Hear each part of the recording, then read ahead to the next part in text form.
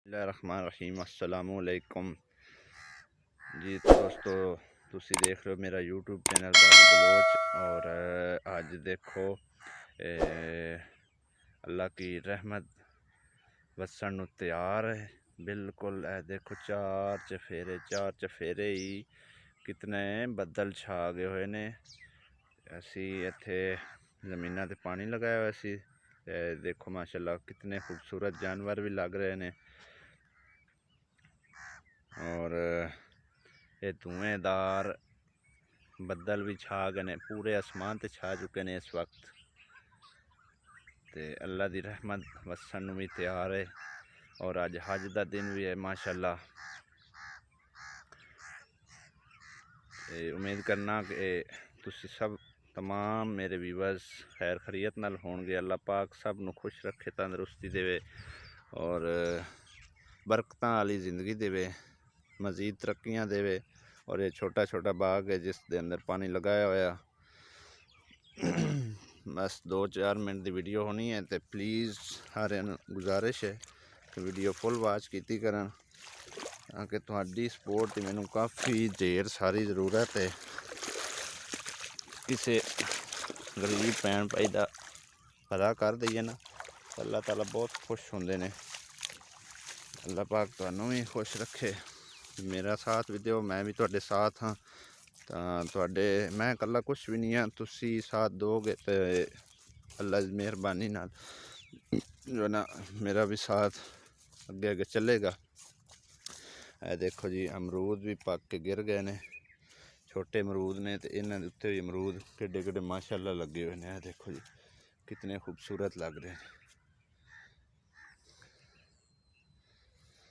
और जिस मेरे बहन भाई नू मेरी वीडियो अच्छी लगती है लाइक ज़रूर कर दिया करो।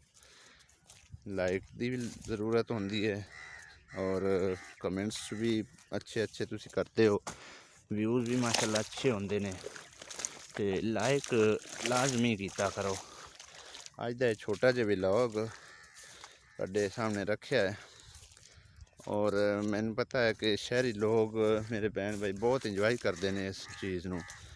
तो प्लीज़ वीडियो फुल वाच की करो। मेरे तकरीबन ना तुसी चंद मिनट ही वाच करते हो, 1 मिनट 2 मिनट फुल वाच कोई करदा तो वीडियो की रैंक बहुत घट होंदी है। तो प्लीज़ मैं रिक्वेस्ट नाल कहना कि मेरा वाच टाइम बहुत ही कम है, तो मेरा वाच टाइम मुकम्मल करवा दो। अल्लाह पाक तुहानू तंदरुस्ती दे, सेहत दे, जिंदगी दे। जिस बंदे ने वीडियो फुल वाच की वो मेरी हर एक शुरू तो लैके आखिर तक की गल जो है ना वो बयान करेगा। ये देख सकते हो कितने ही बदल छा गए ने, जानवर भी फिर रहे ने, बहुत खूबसूरत नज़ारे हो रहे ने। तुसी भी इंजॉय करो और मेरा साथ भी दो। मज़ीद अच्छी वीडियो लिए मेरे चैनल तो जो न्यू है मेरे चैनल ज़रूर सब्सक्राइब कर लवे। ये नहीं कि सिर्फ व्लॉगिंग चैनल होंदा, बाकी मज़ीद मैं खाने भी तैयार करांगे इस चैनल ते इंशाअल्लाह अल्लाह पाक ने चाहा था। और वो भी तुहाडे नाल शेयर ज़रूर करांगा। इस टाइम तुसीं देख सकते हो छोटे छोटे अमरूदां उत्ते किन्ने किन्ने सोहने ते ज़बरदस्त अमरूद लगे हुए ने। और जिस मेरे भैन भाई नू ये भी अच्छे लगन इन्होंने भी लाइक करना। वीडियो काफ़ी लंबी हो चुकी है, मैंने पता है तुम बोर बहुत जल्दी हो जाते, बहुत जल्दी बोर हो जाते हो। तो कोई नहीं, दिल ते पत्थर रख के सही, पर किसी गरीब का भला करिए ना तो अल्लाह ताला अपना भला करता है। तो चलो बहरहाल हुण तुसी आखिरी नज़ारा देख लो बादलों का और ये जानवरों का। बाकी मेरा पानी देख सकते हो वक्त तो अगे अगे गुजर रहा है, इनू बनना है, इतों ढकना है। तो दुआवां ज़रूर याद रखना, अपने भाई की फुल सपोर्ट करो। अल्लाह पाक तुहानू खुश रखे, अल्लाह पाक तुहाडी भी फुल सपोर्ट रखे। तो इंशाअल्लाह मिलांगे किसी नेक्स्ट वीडियो नाल।